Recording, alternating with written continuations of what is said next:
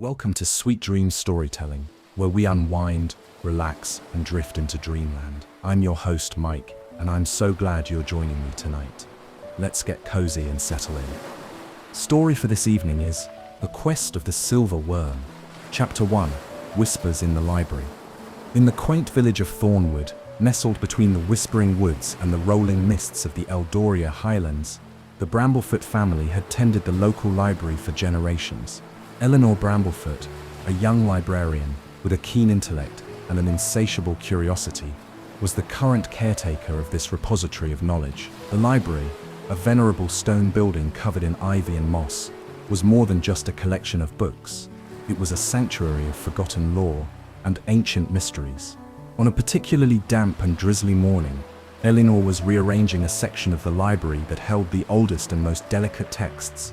These were the books that whispered secrets of the world before, of magic, and of creatures long believed to be myths. As she carefully dusted off a particularly old tome with a faded leather cover, a slip of parchment fell out and fluttered to the ground. Eleanor bent down to pick it up, her fingers trembling slightly with anticipation. The parchment was old, the edges tattered, and the lines faded. It took several moments for her eyes to adjust to the cramped, ancient script. It appeared to be a map, marked with symbols and notes in a language she only partially recognized. Intrigued, Eleanor spread the map on a large reading table, smoothing out its creases as best she could. As she studied the map, the door to the library creaked open. The village elder, Master Corwin, stepped inside, his eyes quickly fixating on the parchment. His usual jovial expression was replaced by one of concern. "Eleanor," he said, his voice low and urgent. "Where did you find this?" "In the back of Chronicles of the Elder Days, Master Corwin. It fell out as I was moving it," she replied, her voice filled with curiosity. Master Corwin approached and took a closer look at the map. He sighed, a weight seeming to settle on his shoulders. "This is no ordinary map, Eleanor. This is a map to the Silver Worm." "The Silver Worm?" Eleanor echoed, her mind racing. She had heard tales of the silver worm in the myths her grandmother used to tell. Stories of a dragon that could bend time itself, a creature of immense power and wisdom. "Yes," Master Corwin continued, his eyes not leaving the parchment. "And it is a secret that could endanger our entire world if it falls into the wrong hands. This map was never meant to be found." "Why not destroy it then?" Eleanor asked, a practical edge to her tone. "Because, like all powerful things, it may yet serve a good purpose," he explained. "And because this is your heritage, Eleanor, your family descends from the dragon keepers of Eldoria. It is your right, and perhaps your duty, to protect this secret." Eleanor's heart thudded in her chest. Dragon keepers, her family. She had always known there was something more to the Bramblefoot lineage, something whispered in hushed tones at family gatherings. Master Corwin placed a hand on her shoulder. "Eleanor, you must decide what to do next. But know this, the journey to find the worm is perilous, and once you set forth, there may be no turning back." As the rain tapped steadily against the windows, Eleanor looked down at the ancient map. The path it charted was fraught with symbols indicating dangers and mysteries. Yet there was also a call to adventure that stirred something deep within her. With a determined nod, she looked up at Master Corwin. "I will go," she said. "I will find the silver worm and protect it." And so, with the weight of her newfound destiny pressing upon her, Eleanor began to prepare for a journey that would take her beyond the edges of her map, into the heart of ancient secrets and into the annals of Eldoria's history. This was the beginning of a quest that would reveal the true mettle of a librarian turned guardian, a quest that would test the bonds of friendship and the strength of her courage. Chapter 2, The Elder's Secret. The revelation in the library had left Eleanor with a mix of emotions, a cocktail of excitement and fear, curiosity and responsibility. As the rain continued to patter against the old windows of the library, Master Corwin invited Eleanor to sit by the hearth where a gentle fire crackled and popped, casting warm light over the dark wooden shelves heavy with books. "Sit, child," Master Corwin said, gesturing to a pair of worn armchairs near the fireplace. "There is much to tell, and little time to spare." Eleanor settled into the chair, her mind abuzz. The fire's warmth did little to soothe the chill of anticipation that ran through her veins. Master Corwin took his time, stoking the fire before he spoke. Long ago, before even the oldest of these books were written, the silver worm was not just a legend, it was a protector of Eldoria. He began, his voice low and steady. It was a time of harmony, but as it happens with all powerful beings, the worm became a target for those hungry for power. He paused, ensuring Eleanor was following. The Dragon Keepers were formed, a group of noble lineage tasked with protecting the worm. They hid it away in a place where no ordinary being could reach. This map you found is the key to that place. Eleanor absorbed every word. "And my family?" she asked, her voice barely above a whisper. "Your ancestors were among the most revered of the Dragon Keepers. They made the greatest sacrifice, erasing all knowledge of the worm's location from the world, and even from their own memories, to protect it." Master Corwin's eyes twinkled with a mix of pride and sorrow, but they left clues, should the need ever arise to find the worm again. Clues meant only for their descendants.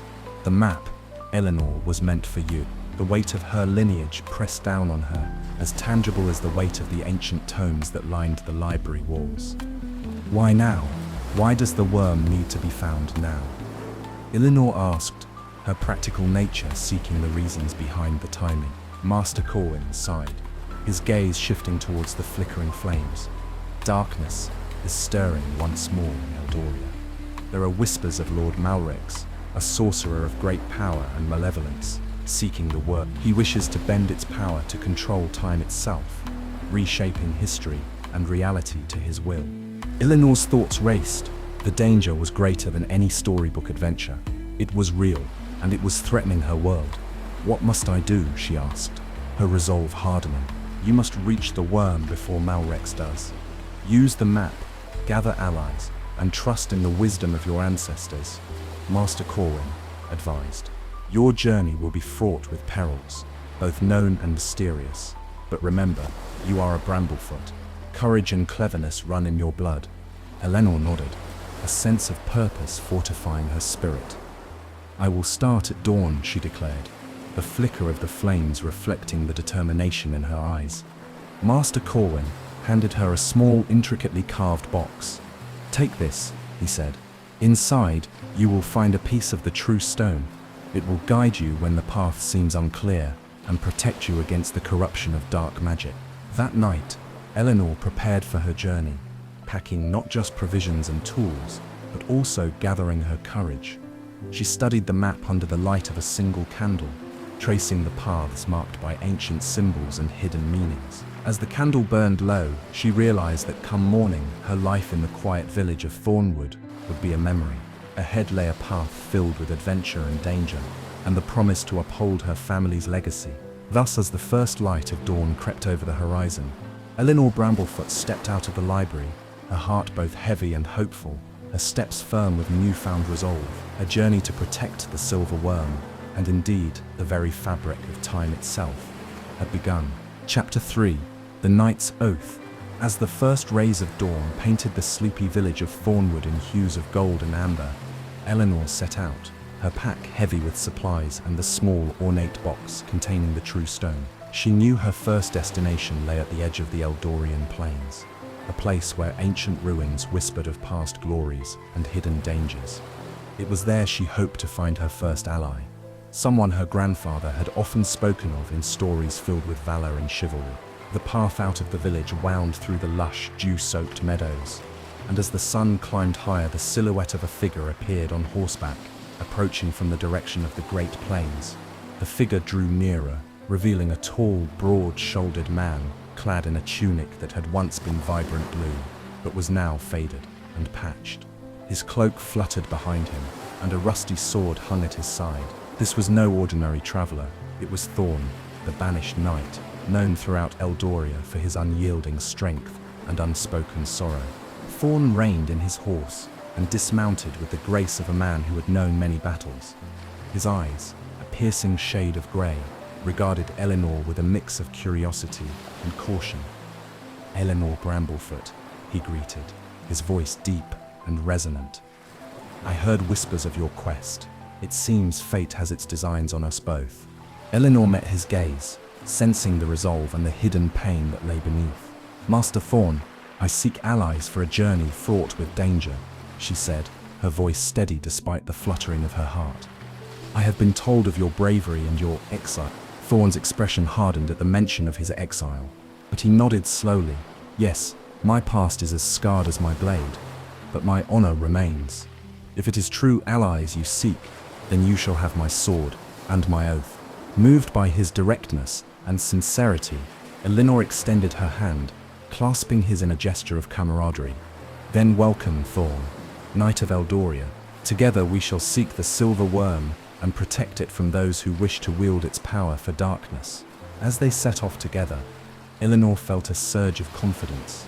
Thorn's presence was reassuring, like a sturdy shield against the unknown perils ahead. They traveled in companionable silence, the rhythmic clopping of Thorn's horse providing a steady backdrop to Eleanor's thoughts. Midday found them at the edge of a sprawling market town, where travelers and traders from across the realm mingled. Eleanor, mindful of the need for more allies, suggested they stop. We may find others here who can aid our cause, she proposed. Thorn agreed, and they dismounted to walk among the stalls. It was there, amidst the clatter and clamor of the market, that they heard a commotion. A crowd had gathered around a small figure, a gnome, who was deftly handling some sort of contraption that had caught fire. With quick thinking and a flick of her wrist, the gnome extinguished the flames, her face alight with both frustration and pride. She was Miri, known in the region for her inventive gadgets and eccentric methods. Eleanor approached, intrigued. Well handled, miss. Miri, the gnome replied, dusting off her hands. Miri, Quickspark, at your service. And who might you two be, staring so intently at my little mishap? We are on a quest that could use a mind as sharp and hands as skilled as yours, Eleanor explained, sharing the purpose of their journey, but not yet revealing the full nature of their quest. Miri's eyes sparkled with interest. A quest, you say? And what might the stakes be? The highest, Thorn interjected solemnly. The very fabric of time and the fate of Eldoria. Miri whistled, a long, low sound of amazement.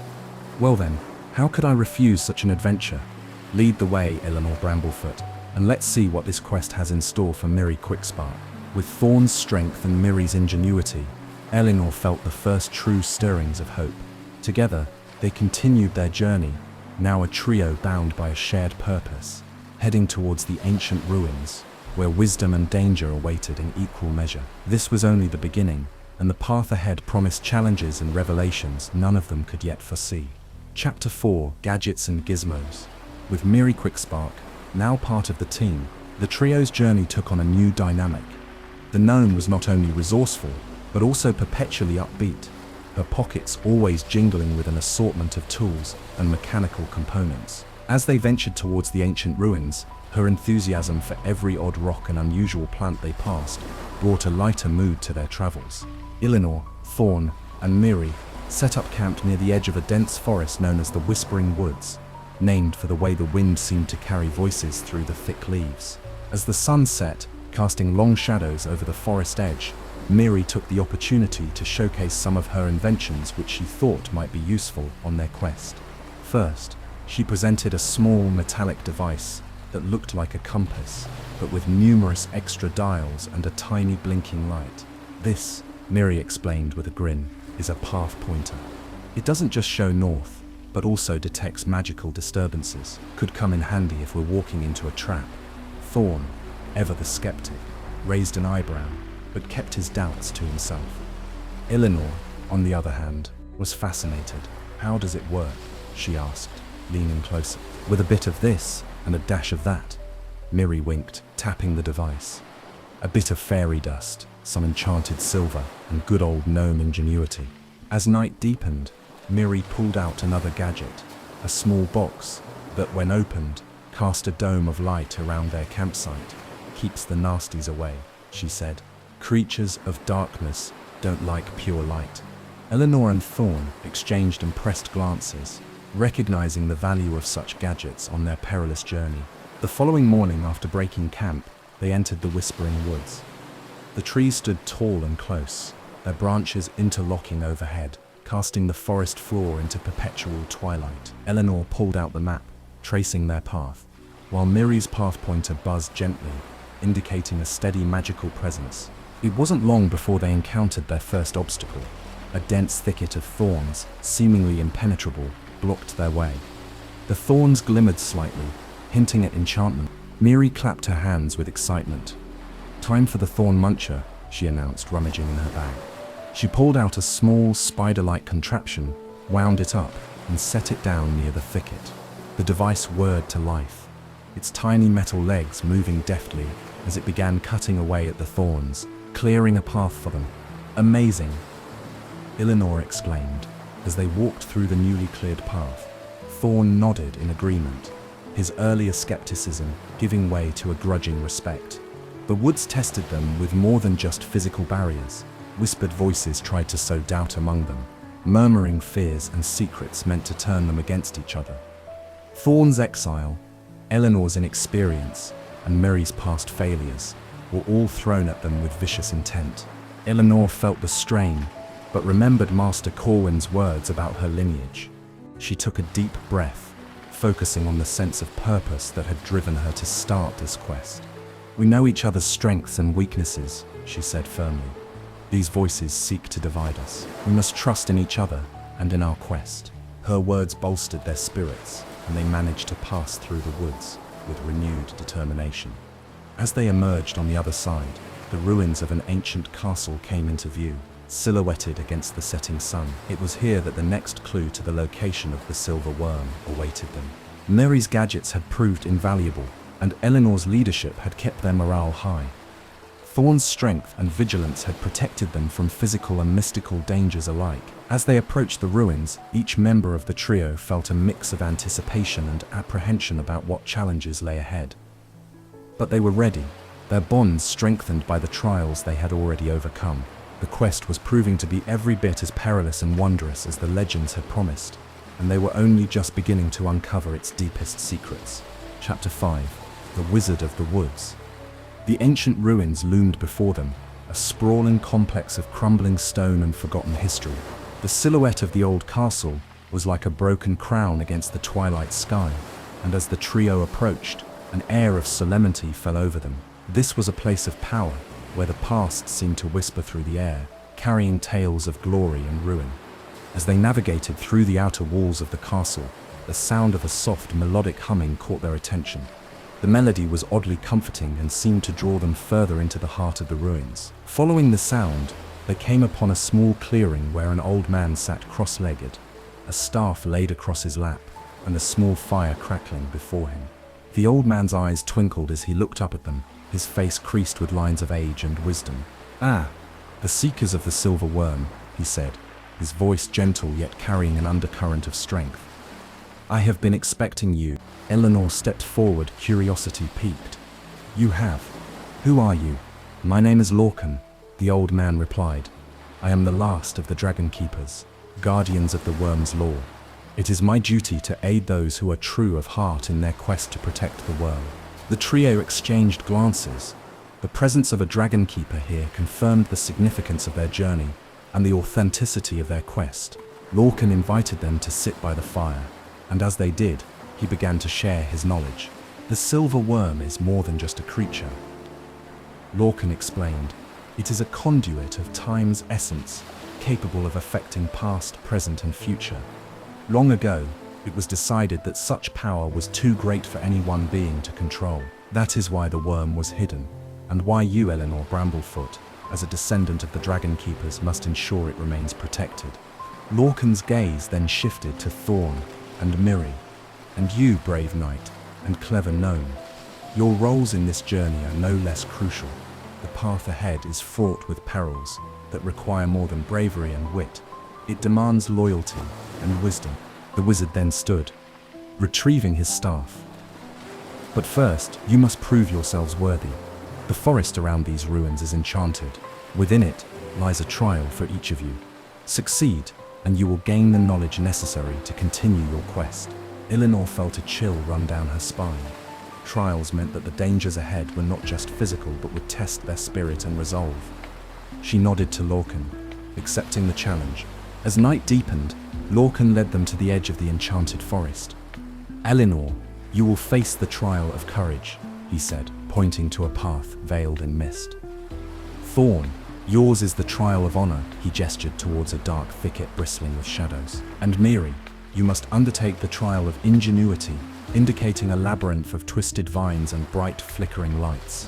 The trio took their respective paths, each disappearing into the challenges that awaited them. Eleanor's path led her through dense fog, where phantoms of her past fears emerged, challenging her resolve. Thorn's route forced him to confront illusions of his past misdeeds, testing his commitment to his new oath. Meanwhile, Miri navigated a maze filled with mechanical traps and puzzles, her skills pushed to their limits. After what felt like hours, they each emerged, not scathed but successful in their trials. Lorcan was waiting, a small smile playing on his lips. "Well done," he said. "You have proven your worth, and now you are ready to face what comes next." He handed each of them a token, a small gem that glowed with an inner light. "These will guide you to the worm," he said. "Keep them safe, as they are now part of your destiny." As dawn broke over the ruins, the trio, now joined by Lorcan, felt a renewed sense of purpose. They were not just allies now, they were a team, bound by shared trials and a common goal. With the wisdom of the Dragon Keeper with them, their journey took on a new direction, deeper into the heart of Eldoria, closer to the hidden lair of the Silver Worm. The quest continued, each step forward a move in the great dance of destiny that they were now a part of. The road ahead was uncertain, but their resolve was stronger than ever. Welcome to Sweet Dreams Storytelling, where we unwind, relax, and drift into dreamland.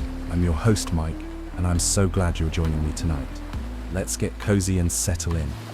Story for this evening is Chapter 6, The Forest of Whispers.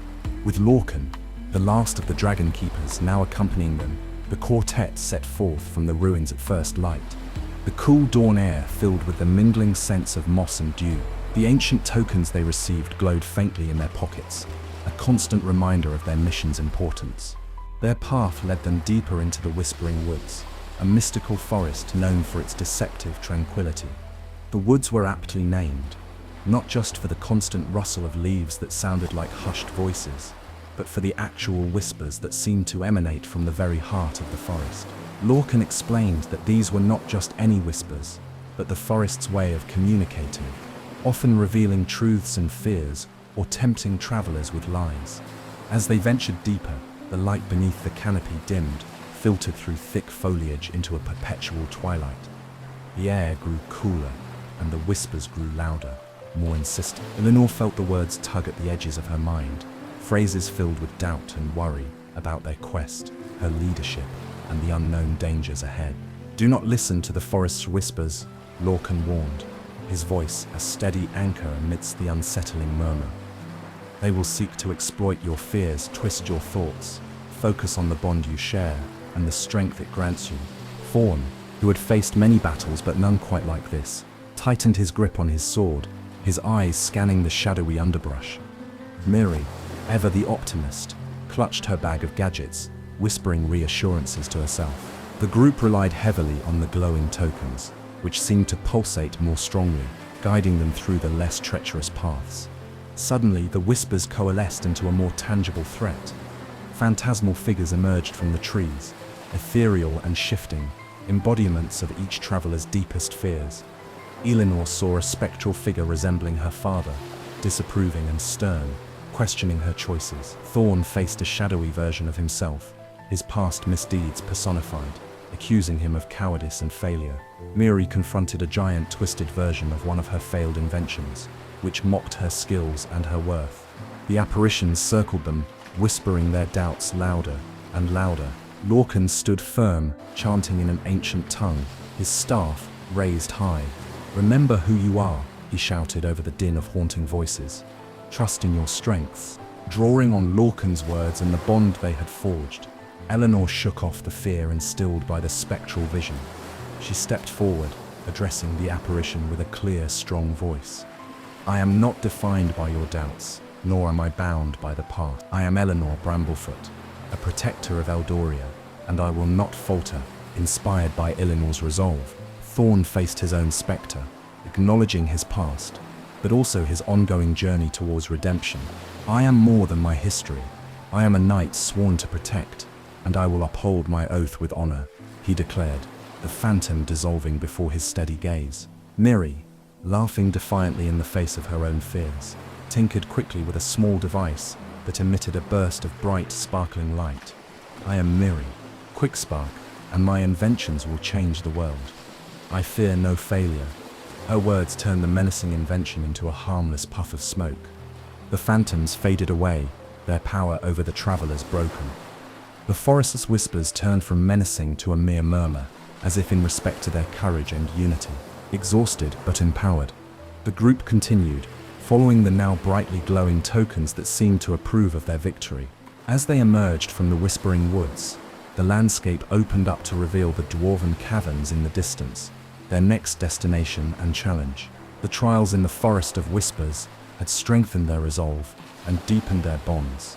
Each step forward was a step closer, not only to the silver worm, but also to understanding the true strength that lay within them and between them. With renewed determination, they marched towards the caverns, ready to face whatever challenges awaited in the heart of the mountains. Chapter 7: The Dwarven Caverns.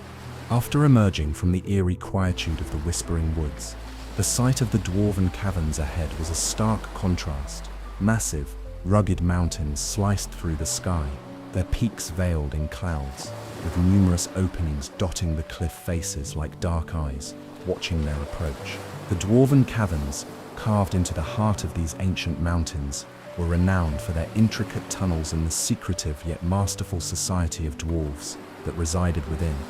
As the group approached the main entrance, a grand archway marked with runes and stone carvings of historical dwarf battles, Elinor felt a mixture of awe and nervous anticipation. The dwarves were known not only for their craftsmanship, but also for their isolationist tendencies and skepticism of outsiders. Lorcan, who had ventured here in his younger days, advised, "Dwarves respect strength and skill, show admiration for their craft, and be honest in your dealings. They have little patience for flattery or deceit."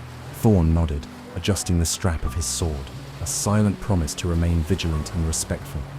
Miri pulled out a small notebook, eager to jot down any engineering marvels she might encounter. They were greeted at the gate by a dwarf guard, clad in armor that seemed to be forged from the very mountains around them. His beard, a cascading wave of grey and copper, was braided with intricate beads that clinked as he moved. "State your purpose," he demanded, his voice echoing off the stone. Elinor stepped forward, her voice steady. "We seek passage through the dwarven caverns. We are on a quest of great importance to all of Eldoria, and we ask for your guidance and goodwill." The dwarf scrutinized them, his gaze lingering on each member of the group before nodding slowly. "Very well. You may enter, but know that to earn the trust of the dwarves, you must prove your worth. Tomorrow, you will partake in the trial of craftsmanship. Prepare yourselves." The group was escorted into the caverns, where the air was cool and echoed with the sounds of metal clinking, stone being carved, and distant conversations. The architecture inside was a marvel, with stone columns intricately carved into the likenesses of historic dwarf heroes, and luminous crystals illuminating the expansive halls. That evening, in a chamber assigned to them, the group discussed their strategy for the upcoming trial. Lorcan explained, "The trial of craftsmanship isn't merely a test of skill, it's a demonstration of your ability to appreciate and understand dwarf culture. They'll respect you more if they see you truly value their traditions." The next morning, they were led to the heart of the caverns, where an ancient forge awaited them. The trial was simple yet daunting. They were to create a tool that could be useful in their journey, using traditional dwarf methods under the watchful eyes of a panel of dwarf masters. Thorn, with his knowledge of weaponry, took the lead, choosing to forge a multi-purpose blade that could serve as both a weapon and a tool. Miri, fascinated by the dwarf techniques, assisted eagerly, adding her own innovative touch by incorporating a small mechanism that allowed the blade to fold into a compact form. Elinor and Lorcan provided support, stoking the fires and handling the bellows, their efforts synchronizing with the rhythmic hammering of Thorn and Miri. The heat was intense, sweat beading their foreheads as they worked tirelessly to perfect their creation. When the time came to present their work, the dwarf masters inspected the blade with meticulous attention to detail. The lead master, an elder dwarf with eyes as sharp as the tools around him, tested the blade's edge and the mechanism's smoothness. After a tense moment, his stern face broke into a grudging smile. "Well crafted, outsiders. You have shown respect for our ways and skills worthy of a dwarf's nod. You have earned our trust and our aid." Relieved and proud, the group thanked the masters, and with the dwarves' blessing, they were given access to a map detailing safer routes and passages through the mountains, routes that would hasten their journey towards the Mirage Plains. Their success in the trial of craftsmanship not only secured the necessary alliance with the dwarves, but also strengthened their camaraderie and confidence in their own abilities. With new allies behind them and a clearer path ahead, Eleanor and her companions felt ready to face the next leg of their journey with renewed vigor and unity. Chapter 8: A Crafty Alliance. With the trial of craftsmanship successfully behind them, Eleanor and her companions felt a renewed sense of purpose and confidence. The dwarves, impressed by their skill and respect for dwarf traditions, not only provided them with a detailed map of the safer passages through the mountains, but also gifted them with supplies and equipment necessary for the more challenging parts of their journey. As they prepared to leave the dwarven caverns, Eleanor took a moment to appreciate the craftsmanship around her. The walls were adorned with intricate murals depicting the history and legends of the dwarves, each carved stone telling a story of battles fought and kingdoms built. It was a reminder of the depth of history and tradition that they were fighting to protect. Before departing, the lead master, Eleanor, approached Eleanor with a solemn expression. "Your quest is one of great importance, not just to you, but to all of Eldoria," he said, his voice echoing slightly in the cavernous hall. "Take this." He handed her a small, exquisitely crafted pendant. "It is made from the heartstone of our mountains. It will protect you from the darker magics you may encounter." Eleanor accepted the pendant with gratitude, feeling its weight as a tangible symbol of their trust and support. "Thank you, Master Bellinor. We will not forget the kindness and hospitality of the dwarves." With their provisions replenished and spirits buoyed, the group set out towards the Mirage Plains, a vast and unpredictable area, known for its deceptive landscapes and shifting terrains. Lorcan explained that the plains were guarded by an ancient sphinx, a creature of wisdom and riddles, whose permission they needed to cross safely. As they traveled, Mary tested out some of the new gadgets she had developed using dwarf techniques, including a small device that could detect shifts in the Earth's magnetic fields, which might help them navigate the unstable grounds of the Mirage Plains. Thorn practiced with the blade they had forged, finding its balance perfect for both combat and utility. The journey through the mountains was arduous but uneventful, thanks to the dwarven map. As they neared the edge of the Mirage Plains, the terrain began to change dramatically. The solid ground gave way to sandy dunes, and the air shimmered with heat and optical illusions. Upon entering the plains, they encountered their first challenge, a vast chasm that appeared suddenly in their path. Miri quickly deployed a grappling device they had acquired from the dwarves, which allowed them to cross safely. "Good thing we have dwarf craft on our side," she quipped, securing the line. As they progressed further, the true nature of the Mirage Plains became apparent. The landscape around them seemed to shift and change, with paths appearing and disappearing unpredictably. Eleanor held the Heartstone pendant close, feeling its steady pulse as a guide through the chaos. Finally, they reached the heart of the plains, where the Sphinx awaited them. The creature was majestic and intimidating, with the body of a lion and the head of a woman, her eyes gleaming with intelligence and power. "You who seek passage," the Sphinx's voice was both melodic and commanding, "must answer my riddle, fail, and be lost to the plains forever." The group gathered, their resolve firm. Eleanor stepped forward, ready to face the Sphinx's challenge, knowing that the wisdom of their journey, the lessons learned from the library to the dwarven forges, would guide them through. The Sphinx posed her riddle, and the air filled with a tense silence as Eleanor pondered her answer. The solution, she realized, would draw upon all they had learned and all they had become together. With the fate of their quest hanging in the balance, she gave her answer, hoping it was enough to satisfy the Sphinx and secure their passage through the treacherous Mirage Plains. Chapter 9: Crossing the Mirage Plains.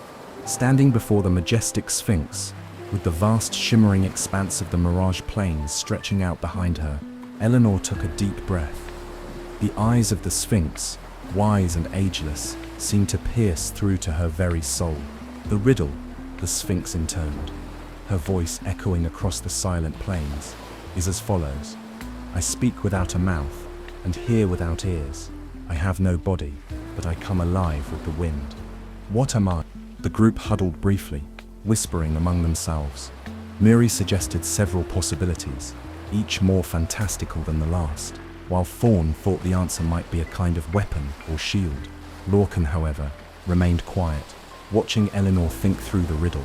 Eleanor closed her eyes, letting the words of the riddle wash over her. She thought about their journey, the voices in the whispering woods, the way the leaves rustled with unseen energies. Then it clicked. She stepped forward, her voice steady as she answered, an echo. The Sphinx's eyes, which had been fixed intently on Eleanor, softened slightly. "Correct," she said, and the ground before them shifted, a clear path forming across the treacherous landscape. "You may pass, but beware. The plains are ever-changing, and not all dangers are as straightforward as a riddle." Thanking the Sphinx, the group hurried along the path, aware that it might disappear as quickly as it had appeared. The plains were disorienting, with the landscape constantly shifting around them. Dunes rose and fell like the tides, and mirages of water and cities flickered at the edges of their vision. Miri's device proved invaluable, helping them navigate through the illusions. Occasionally, it would beep frantically, warning them away from hidden sinkholes or sudden steep ravines that seemed to appear out of nowhere. As they ventured deeper, a thick fog rolled in, obscuring their vision. The heartstone pendant around Eleanor's neck glowed warmly, pulsing in response to the magic of the plains. Trusting in its guidance, Eleanor led the way, holding the pendant out before her like a beacon. Suddenly, out of the mist, a figure appeared. It was a young boy, no more than 10 years old, his clothes ragged and his eyes wide with fear. "Please," he pleaded, "you must help me. I've been lost here for days." The group exchanged wary glances. Lorcan knelt before the boy, examining him closely. "What is your name, child?" he asked gently. "I'm Jory," the boy replied, shivering.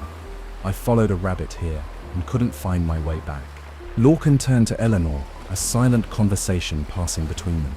The Mirage Plains were known for their deceptive magic, and this boy could be another illusion. Eleanor touched the heartstone, feeling its warmth and letting that guide her decision. "We will help you, Jory," she declared, "but you must stay close." With Jory in tow, the group continued, their pace quickening as the path began to narrow and the fog thickened. Just as they were about to reach what seemed like the edge of the plains, the ground trembled beneath them. Without warning, a chasm split the path ahead, separating Eleanor and Jory from the rest. Thorn reacted instantly, throwing a rope across the divide, securing it on their side. "Hurry," he shouted over the rumbling earth. Eleanor grasped Jory's hand tightly, leading him across the makeshift bridge as the chasm widened. Once safely across, the group paused to catch their breath, the plains behind them finally settling into a still, unnerving calm. Jory, now safe, revealed he was indeed an illusion, a test by the plains to gauge their compassion and resolve. In gratitude for their kindness, he granted them a boon, a small crystal that would protect them from the plains' deceitful magics. With the Mirage Plains behind them and the boon in their possession, Eleanor felt a surge of relief and pride. They had faced and overcome the deceptive magics of the plains, growing closer and more united as a team. Now, with the dangers of the plains behind them, they looked ahead to the next phase of their journey, knowing each challenge brought them closer to the silver worm and the heart of their quest. Chapter 10. Descent into Shadow. Having successfully navigated the Mirage Plains and earned a protective boon from the illusion of Jory, Eleanor and her companions felt both relieved and vigilant, aware that their journey was far from over. The landscape began to shift once more as they moved forward, the sandy dunes giving way to rocky outcrops and sparse vegetation. Their path led them to the edge of a dark and imposing forest, known as the Nightshade Woods. The trees here grew tall and close together, their branches intertwining to form a canopy so thick that little light penetrated. The air was cooler, filled with the musty scent of decay and the undercurrent of something older and darker. Lorcan halted at the forest's edge, his expression serious. "This forest is ancient and filled with magic that is not kind," he warned. "Stay close and follow the crystal's light. It will guide us through the darkness." Thorn unsheathed his blade, the metal gleaming faintly in the dim light, while Miri adjusted the settings on her gadgets, preparing them for low visibility. Eleanor clutched the crystal, which pulsed softly, casting a pale blue light that carved a path through the darkness. As they ventured deeper into the forest, the silence was oppressive, broken only by the occasional rustle of leaves or the distant call of a night creature. The darkness seemed almost tangible, pressing in on them with palpable weight. Suddenly, the crystal's light flickered, and the forest around them came alive with whispers. Unlike the whispering woods, these whispers were sharp and menacing, filled with malice. Shadows seemed to move just beyond the edge of their vision, darting between trees and bushes. Miri, ever resourceful, deployed a series of small luminescent orbs that floated around them, providing additional light and momentarily dispelling the gathering darkness. "That should keep the shadows at bay," she muttered, watching the orbs bob in the air. However, as they progressed, a dense mist began to rise from the ground, swirling around their ankles and obscuring their path. The crystal's light struggled against the enveloping fog, its glow dimming with each step. It was then that they heard it, a low growl from the shadows, followed by the unmistakable sound of something large moving through the underbrush. Thorn positioned himself in front of the group, his blade ready, while Eleanor and Miri stood back to back, scanning the darkness. Without warning, a creature leapt from the shadows, massive, with gleaming eyes and fur as black as the night. Thorn met its charge with a clash of steel, but the creature was swift and powerful, its claws swiping with deadly precision. Eleanor, thinking quickly, held the crystal high, channeling her thoughts through it. The crystal burst into brilliant light, startling the creature and causing it to hesitate. Seizing the moment, Thorn delivered a decisive blow, and the creature fell, vanishing into a cloud of dark mist as it hit the ground. Breathing heavily, the group regrouped, the crystal's light stabilizing once more. Lorcan looked around, his face grave. "This forest tests more than just our courage," he said. "It tests our resolve against the darkest of magics." With renewed caution, they continued, following the crystal's now steady glow. After what felt like hours, they finally emerged from the other side of the Nightshade Woods, the sky above them lightening with the first hints of dawn. As they left the darkness behind, they found themselves on the outskirts of a vast valley, its depths shrouded in mist. Here, they knew, lay the next leg of their journey through the valley and up the ancient Dragon Peaks, where the Silver Worm awaited. Having survived the Nightshade Woods, their bond strengthened and their resolve hardened. Eleanor and her companions prepared to face the challenges of the valley, with the knowledge that each step took them closer to their goal, and that together they could overcome anything. Chapter 11: Echoes of the Past. As dawn broke over the horizon, casting a golden glow over the mist-filled valley before them, Eleanor and her companions paused to gather their strength. The journey through the Nightshade Woods had left them weary, but the sight of the Dragon Peaks in the distance, their peaks touching the skies, rekindled their determination. They set up camp at the valley's edge, where the grass was soft and the water from a nearby stream ran clear and cold. As they rested, Lorcan took the opportunity to delve deeper into the history of the Dragon Keepers and the legend of the Silver Worm. The group sat around the campfire, their faces flickering in the firelight, as Lorcan's voice carried over the crackling flames. Long before the Age of Men, when the world was still young, dragons ruled the skies of Eldoria, Lorcan began, his eyes reflecting the fire's glow. Among them, the Silver Worm was revered not just for its power, but for its wisdom. It was a guardian of time itself, able to see the ebb and flow of history. Miri, her curiosity piqued, leaned forward. But why hide such a creature? If it's so powerful, couldn't it just protect itself? Lorcan nodded solemnly. In theory, yes. But power, as you well know, attracts greed and corruption. There were those who sought to control the worm, to use its abilities for their own ends. It was during these dark times that the first Dragon Keepers emerged, sworn to protect the worm from those who would misuse its gifts. Thorn, cleaning his blade by the fire, looked up. And now, it's Eleanor's legacy to continue that protection. It seems a heavy burden for one so young. Eleanor smiled faintly, feeling the weight of her ancestors' choices.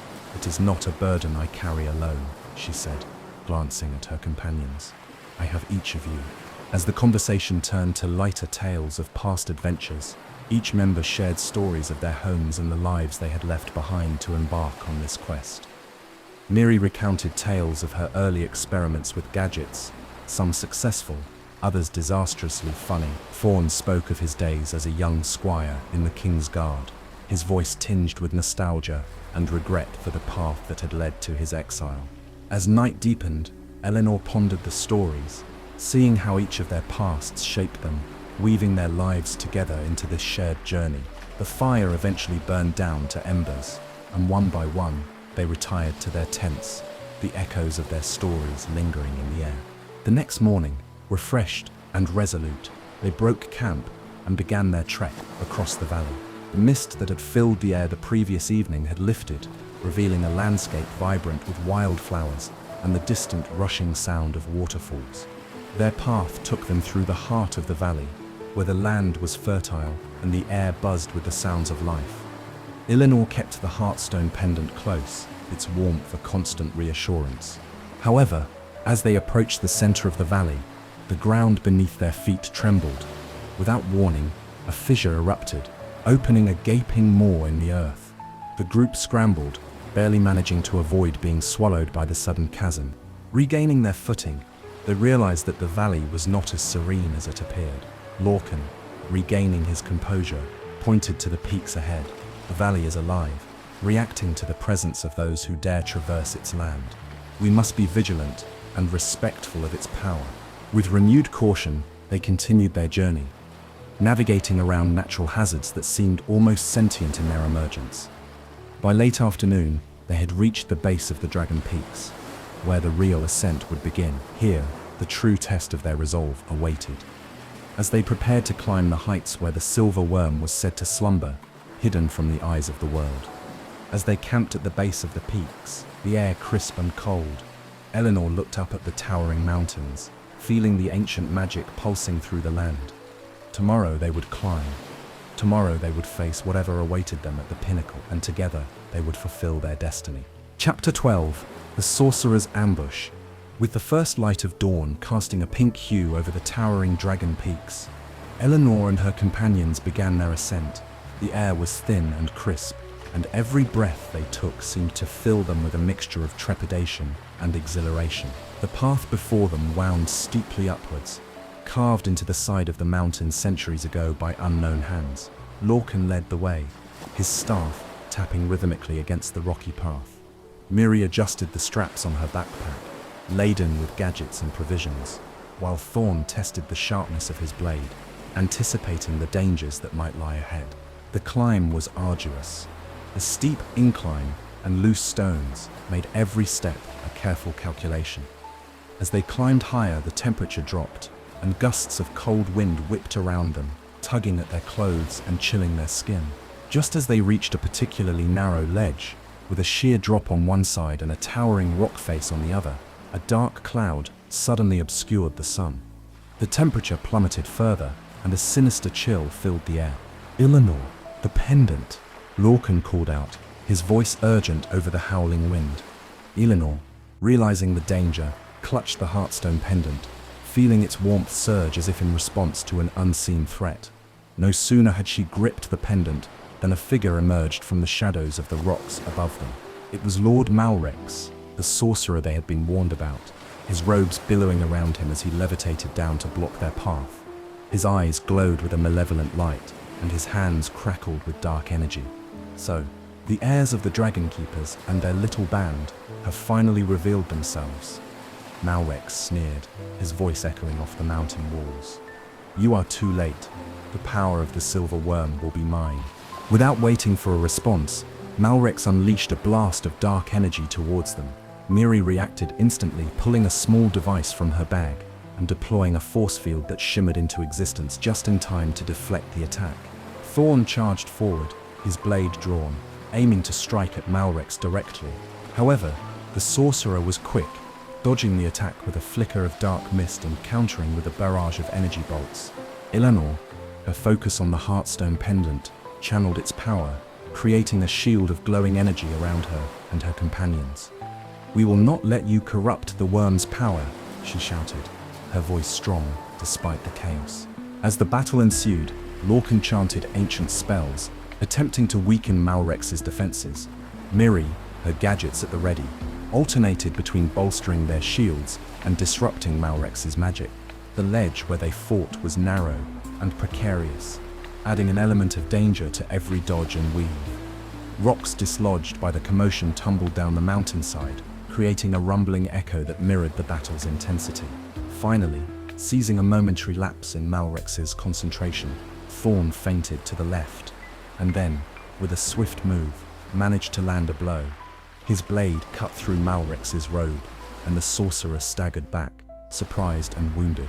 Taking advantage of the disruption, Eleanor directed the full force of the Heartstone's energy at Malrex, who was forced to retreat, disappearing into a cloud of dark smoke with a promise of vengeance.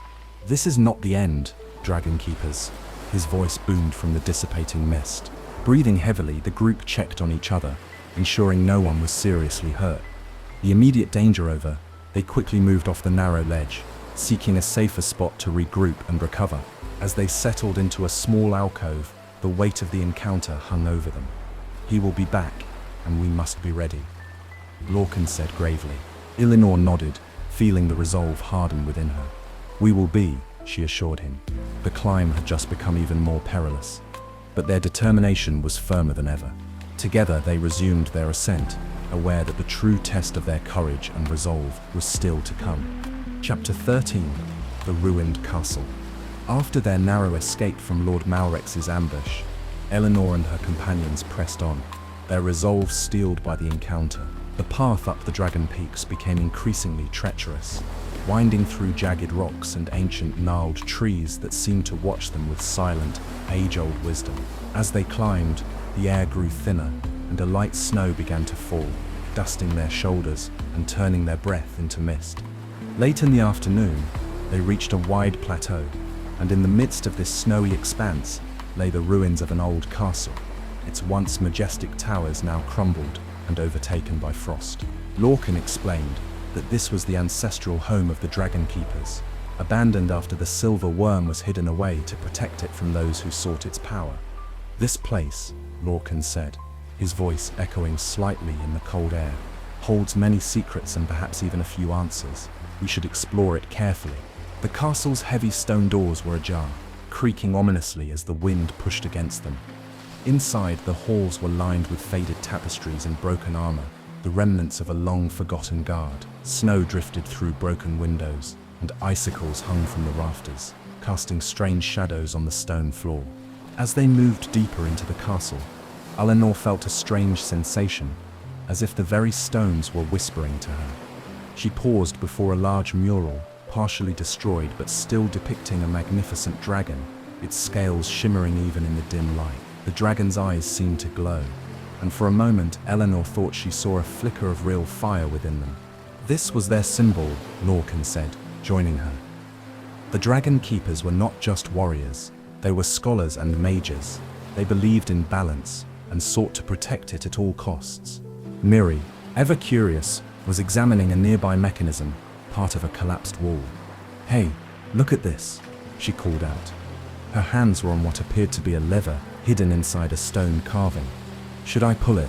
"Wait," Thorn cautioned, but Miri, with a mischievous grin, had already pulled the lever. A low rumbling sound followed, and a section of the wall slid away, revealing a hidden staircase leading downward. "Good instincts, Miri," Lorcan praised, his eyes twinkling with excitement. "Let's see where this leads." With torches lit and weapons ready, they descended the staircase, which spiraled down into the darkness. The air grew colder as they went deeper, and the walls seemed to close in around them. At the bottom of the staircase, they found themselves in a vast underground chamber, its ceiling supported by massive stone pillars. In the center of the chamber stood a pedestal, and atop it lay an ancient tome, its cover encrusted with gemstones and bound in leather that seemed untouched by time. Eleanor approached it reverently, her fingers tracing the intricate designs on the cover. This could be a record of the Dragon Keepers, Lorcan murmured, peering over her shoulder. It might contain clues about the worm's location or how to protect it. As Eleanor opened the tome, the pages glowed faintly, magical runes shimmering across the parchment. The writing was in an ancient script, but Lorcan, fluent in many old languages, began to translate. The tome told of the last days of the Dragon Keepers, their struggle to protect the silver worm from those who sought to exploit its powers, and their ultimate decision to hide the worm in a place beyond the reach of ordinary beings. It also mentioned a series of trials that would test the worthiness of those who sought to find the worm, designed to ensure that only the true heir of the Dragon Keepers could succeed. As they absorbed the knowledge within the tome, the group felt a renewed sense of purpose. Here in the ruins of the past, they found not only clues to their next steps, but also a deeper understanding of the legacy they were part of. Reinvigorated, they prepared to face whatever trials awaited, knowing that each step brought them closer to the silver worm and the fulfillment of their quest. Chapter 14. The Silver Worm Awakens. Having uncovered valuable insights from the ancient tome in the underground chamber, Eleanor and her companions felt better prepared for the challenges ahead. They ascended from the depths of the ruined castle, carrying with them the knowledge of the Dragon Keepers, and a sense of the grave responsibility that lay on their shoulders. As they left the ruins behind and continued their ascent up the Dragon Peaks, the air grew even colder and the wind sharper. Biting through their cloaks, the path led them through a narrow gorge, where the snow lay thick and untouched, a blanket of silence over the mountain. The gorge opened up onto a vast, ice-covered plateau, in the center of which stood an enormous statue of a dragon, carved from a single piece of shimmering black stone. Its wings were spread wide, and its eyes were set with large, opalescent gems that seemed to watch them as they approached. "This must be it," Lorcan whispered, his voice filled with awe, the guardian of the entrance to the worm's lair. As they drew closer to the statue, the ground beneath them began to tremble, and a deep, resonant sound filled the air, like the earth itself was groaning. Instinctively, they all stopped, looking around for any sign of danger. The eyes of the dragon statue suddenly glowed with a bright, piercing light, and the air around them shimmered with energy. "Be ready," Thorn warned, drawing his sword as he scanned their surroundings. Eleanor, feeling a pull towards the statue, stepped forward, her heart pounding in her chest. She reached out a hand, almost without thinking, and touched the base of the statue. The moment her fingers made contact with the cold stone, the light from the dragon's eyes surged, enveloping her in a brilliant glow. The ground shook more violently now, and the ice on the plateau cracked, the sound echoing like thunder. The statue began to move, the stone seeming to melt away, revealing the living, breathing form of a massive dragon, its scales glistening like the night sky. The dragon lowered its head, its eyes locking with Eleanor's. There was no malice there, only a deep, ancient wisdom. "Who awakens me from my slumber?" the dragon's voice boomed, resonant and powerful, yet carrying a hint of curiosity. Eleanor stood her ground, her voice steady as she responded, "I am Eleanor, Bramblefoot, descendant of the Dragon Keepers. I seek to protect the silver worm from those who would misuse its power." The dragon studied her for a moment, then nodded slowly. "Very well, Eleanor Bramblefoot, you have awakened me, and thus you must prove your worth. Are you prepared to face the trials?" Without hesitation, Eleanor nodded. "I am." The dragon then turned to her companions. "And what of those who travel with you? Will they stand by your side?" Each member of the group stepped forward, affirming their commitment to the quest and to Eleanor. The dragon seemed pleased by their unity and courage. "Then let the trials begin," the dragon declared. With a sweep of its massive tail, it pointed towards a towering ice archway that had risen from the cracked ground.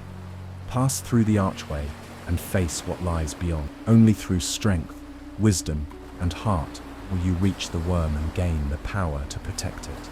Eleanor, supported by her friends, walked towards the archway, her resolve as strong as the mountain wind. As they passed under the arch, the landscape changed once more, revealing a path lined with challenges and mysteries, each designed to test their worthiness. The trials would not be easy, but Eleanor knew that together they could face anything. With each step they moved closer to their ultimate goal, ready to prove themselves worthy of the legacy of the Dragon Keepers and the trust of the Silver Worm. Chapter 15. The Final Battle. The Ice Archway led Eleanor and her companions into a realm that seemed separate from the rest of the world, a place where the air shimmered with magic and the landscape shifted under the influence of ancient powers. Ahead of them lay a series of challenges, each more daunting than the last, set forth by the awakened dragon to test their mettle. Their first trial was the Bridge of Visions, a long, narrow path suspended over a chasm that delved into misty depths unseen. As each member stepped onto the bridge, they were confronted with illusions of their deepest fears and greatest regrets. Eleanor saw the village of Thornwood consumed by flames, her family lost to the fire. Thorn faced a legion of fallen comrades, their voices accusing him of betrayal. Miri encountered a world silenced of invention, a place where her gadgets sparked lifelessly. And Lorcan relived the fading glory of the Dragon Keepers, his legacy crumbling to dust. With each step, the visions grew more intense, trying to break their spirit and resolve. But together, they spoke words of encouragement, reminding each other of the strength they had found in their unity and the purpose of their quest. With each affirmation, the illusions faded until the bridge was clear, and they reached the other side, more bonded than before. The next trial was the Garden of Time, a labyrinthine expanse where time flowed backward and forward unpredictably. Flowers bloomed and withered in moments, and night turned to day in the blink of an eye. The challenge was not just navigational but existential, as each twist and turn in the path threatened to loop them back to where they started. Miri's keen sense of direction and her gadgets that measured temporal distortions helped them find a path through the chaos. Lorcan's deep understanding of ancient magics provided the clues needed to avoid temporal traps, where they could have been lost in loops for what might seem like eternity. Finally, they emerged from the Garden of Time to face their final trial, the Arena of the Worm, a vast circular valley enclosed by towering ice walls, at the center of which stood a stone pedestal holding a single glowing orb. As they approached, the ground trembled, and from the shadows around the arena emerged the figure they had dreaded yet expected, Lord Malrex, his power augmented by dark sorcery, his eyes burning with vengeance. "This ends here," Malrex thundered, raising his hands as dark energy swirled around him. "The power of the worm will be mine." Battle ensued, fierce and relentless. Thorn clashed sword with Malrex, parrying dark magical strikes with skill honed in countless battles. Miri deployed her gadgets, creating shields and distractions that disrupted Malrex's concentration. Lorcan chanted spells that weakened the sorcerer's defenses, while Eleanor focused on reaching the pedestal. Dodging Malrex's attacks, Eleanor sprinted toward the orb, her heart pounding. She knew that if she could harness its energy, they might have a chance to defeat Malrex for good. As she reached the pedestal and touched the orb, a surge of pure, brilliant energy coursed through her, intertwining with her spirit. Harnessing this energy, Eleanor turned to face Malrex, who was momentarily taken aback by the radiant power she wielded. "This is not your path," she declared, her voice echoing across the valley. "The worm's power is not for domination, but for protection." With a decisive motion, she unleashed the power of the orb, a wave of light that swept across the arena. Malrex, unable to withstand its purity, cried out as the darkness within him was purged, and he collapsed. His threat ended. As the light receded, the dragon that had set their trials appeared above the arena, its great wings casting shadows over the land. "Well done, Eleanor, Bramblefoot and companions," it boomed. "You have proven yourselves worthy keepers of the worm's legacy." With the trials completed and the threat of Malrex vanquished, Eleanor and her friends felt a profound relief mixed with triumph. They had faced their fears, overcome great adversities, and protected a power that could have changed the very fabric of reality. As they prepared to leave the valley, they knew their lives were forever changed, bound together by a quest that had tested and affirmed their very souls. Chapter 16. Time's Edge. As the dust settled in the arena of the worm, the dragon circled above, its massive form casting a protective shadow over Eleanor and her companions. The sense of victory was palpable, but so was the weight of responsibility that now rested on their shoulders. With Lord Malrex defeated and his dark ambitions quashed, the immediate threat to the Silver Worm's power had been vanquished. but the question of what to do with such power remained. The dragon landed gracefully before them, its eyes gleaming with an ancient wisdom. "You have done well, protectors of the worm," it intoned, its voice resonating deep within their chests. "The power of the worm is safe, for now, but the path ahead remains yours to choose."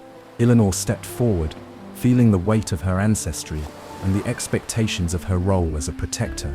"Great worm," she began, her voice steady despite the enormity of the moment. "We seek your guidance.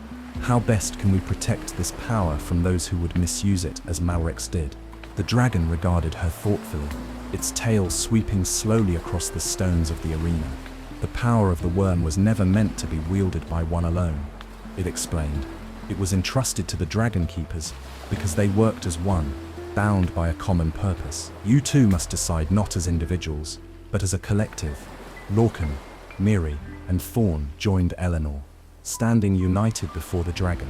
They exchanged glances, each knowing that their decision would shape the future. "We choose to hide the worm's power again," Eleanor declared, after a moment of silent agreement among them. "But this time, we will ensure that the knowledge of its location and the means to protect it are not lost. We will create safeguards so that it cannot be sought out by the likes of Malrex ever again." The dragon nodded, seemingly pleased with their resolution. "Very wise," it rumbled. "And what of the orb you wielded, Eleanor Bramblefoot? Its power is great, and it too must be safeguarded." Eleanor held up the glowing orb, its light pulsing softly in her hand. "We will split its power," she proposed, "into 4 parts, one for each of us to protect. Together, we can ensure that no single one of us can wield its full power alone." The dragon bowed its head in approval. "So shall it be." With a flick of its mighty claw, the orb lifted from Eleanor's hand, suspended in the air, as it divided into 4 smaller, equally luminescent orbs. Each flew gently to one of the companions, coming to rest in their outstretched hands. "Now, go forth," the dragon continued. "Return to your lives, but remember always your duty. The balance you maintain will protect not only the worm but the very fabric of time itself." As the dragon took to the skies once more, disappearing into the clouds above, the group felt a solemn yet empowering realization of their new roles. They were custodians of a power that transcended their individual lives, bound together by a profound purpose. They began their descent from the Dragon Peaks, each step taking them away from the heights of their adventure and back towards the world they had left behind. The journey down was reflective, each lost in thought about the future and their role in guarding the power they now shared. Upon returning to the plains below, they parted ways, each to return to their home, but with plans to reunite regularly, to renew their bonds, and ensure the safety of the power they protected. Eleanor returned to Thornwood, where she was greeted as a hero. Yet, she carried with her not just the pride of her accomplishments, but a deep-seated commitment to her new duty as a protector. In her heart, she knew this was not the end of her adventures, or the challenges she might face. But for now, the silver worm was safe, and so was the world. The balance had been restored, at least for a time, and that was enough. Chapter 17. A New Guardian. Back in the village of Thornwood, Eleanor found herself adapting to a life that was both familiar and utterly changed. She returned to her duties at the library, but now the quiet hours spent among books were interspersed with moments of secret guardianship and the silent, constant awareness of the orb's presence. The orb, now a smaller fragment of the original's power, was hidden in a place only she knew, secured under layers of enchantments that Lorcan had helped her construct. Though it was concealed from the world, its weight was ever present in her mind, a steady reminder of the responsibility she shared with her friends. Meanwhile, Thorn had returned to his homeland, using his part of the orb's power to secretly bolster the defenses of his kingdom. Though still in exile, he worked in the shadows, protecting the land he had once sworn to serve. His identity as a guardian, known only to the king. Miri took her fragment back to her workshop in the bustling city of Gearhold, where she integrated it into her inventions, not as a source of power, but as a beacon of inspiration. Her gadgets became even more ingenious, and while her fame as an inventor grew, none knew the true source of her renewed creativity. Lorcan, ever the scholar, returned to the remnants of the Dragon Keeper's library, where he safeguarded his portion of the orb within the ancient tomes and scrolls. He spent his days decoding more of the past, ensuring that the knowledge of the Dragon Keepers would continue to guide future generations, should the need to protect the worm arise again.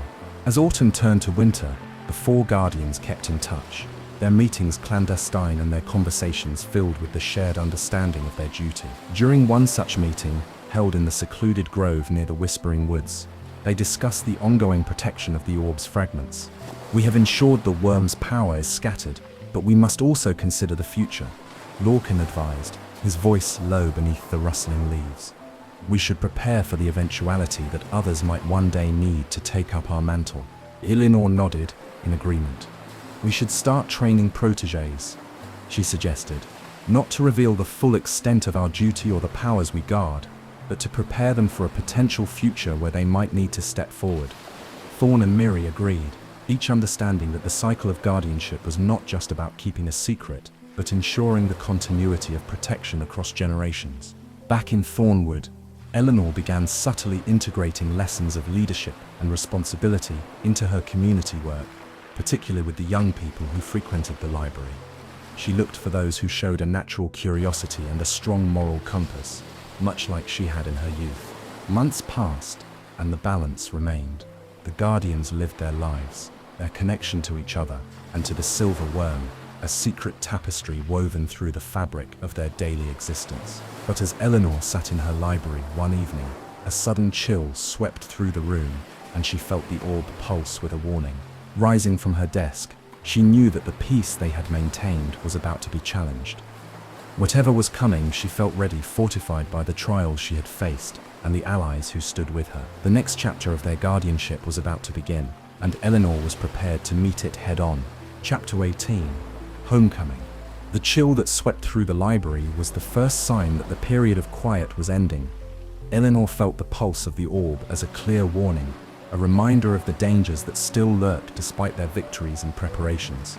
She quickly penned a message to her fellow guardians, summoning them to meet at the secluded grove near the Whispering Woods. It was time to discuss the new threat and reinforce their strategies.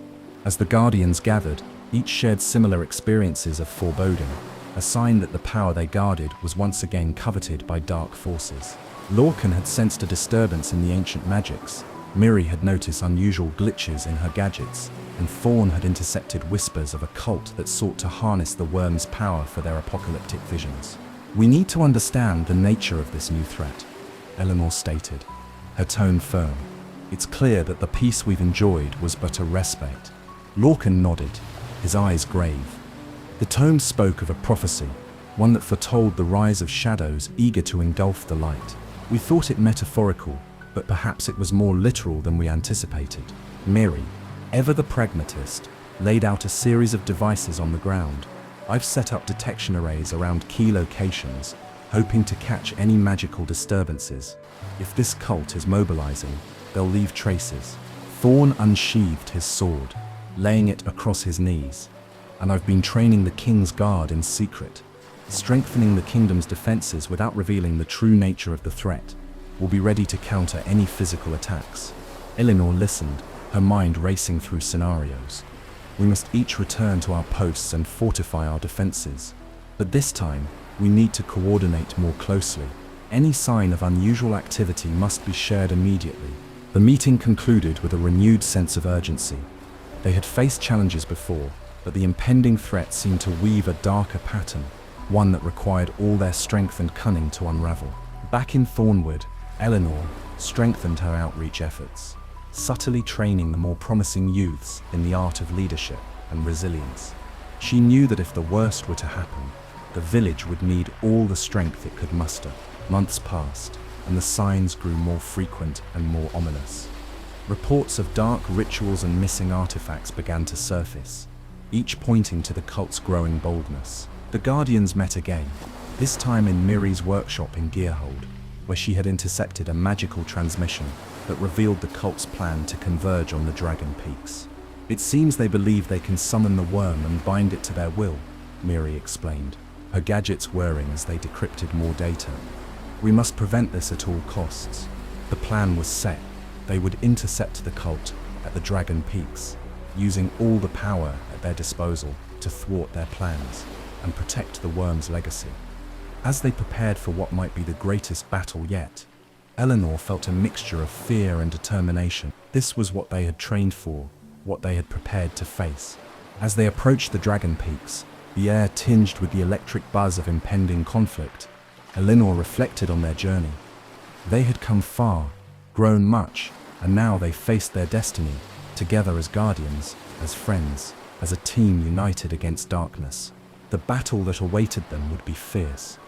But Eleanor knew that whatever the outcome, their story, their fight to protect the balance and ensure the safety of the worm's power would resonate through the ages, a testament to their courage and their bond. The Guardians were ready, and so was she.